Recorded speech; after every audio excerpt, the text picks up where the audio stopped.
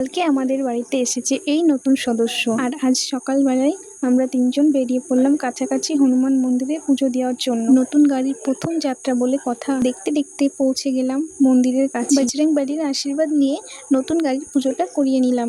ঠাকুরের কৃপায় সবার যাত্রা যেন সবসময় শুভ আর নিরাপদ হয়। আমাদের বাড়ির ঠিক কাছেই এই পবিত্র বজরংবলীর মন্দির, ঠিক এর পাশেই বিরাজ করে স্বয়ং মহাদেব, আর ঠিক পাশেই রয়েছে বড় ঠাকুর আর মা দক্ষিণাকালীর দর্শন। সকাল সকাল এখানে এসে পুজো দিলে সারাদিনটা অদ্ভুত পজিটিভ এনার্জিতে ভরে ওঠে।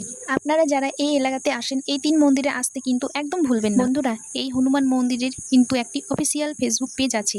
এই দেখুন, আমি আমার ফেসবুক থেকে পেজটা ওপেন করে আপনাদের দেখাচ্ছি। আপনারা যারা দূর দূরান্তে থাকেন বা প্রতিদিন মন্দিরে আসতে পারে না, তারা এখন এই পেজটাকে লাইক বা ফলো করে রাখুন। এই মন্দিরের প্রধান পুরোহিত হলেন স্বয়ং আমার শ্বশুরমশাই। হ্যাঁ, উনি এই প্রতিদিন বজরংবলী আর মহাদেব এবং পরম নিষ্ঠাভাবে পুজো দেন। আর এই দেখুন, মন্দিরের ঠিক পাশেই রয়েছে এক সুন্দর শান্ত পুকুর, আর ওই যে পুকুরের ওপারে দেখছেন, ওখানে আমাদের নিজের বাড়ি। পুজো তো খুব সুন্দরভাবে হয়ে গেল। আর এই দেখুন, বজরংবলীর প্রিয় লাড্ডু প্রসাদ পেয়ে গেছি। বাড়ি ফিরে এসে তো আমি জাস্ট অবাক, দেখি স্বয়ং বজরংবলী সেনা আমাদের বাড়ির সামনে হাজির।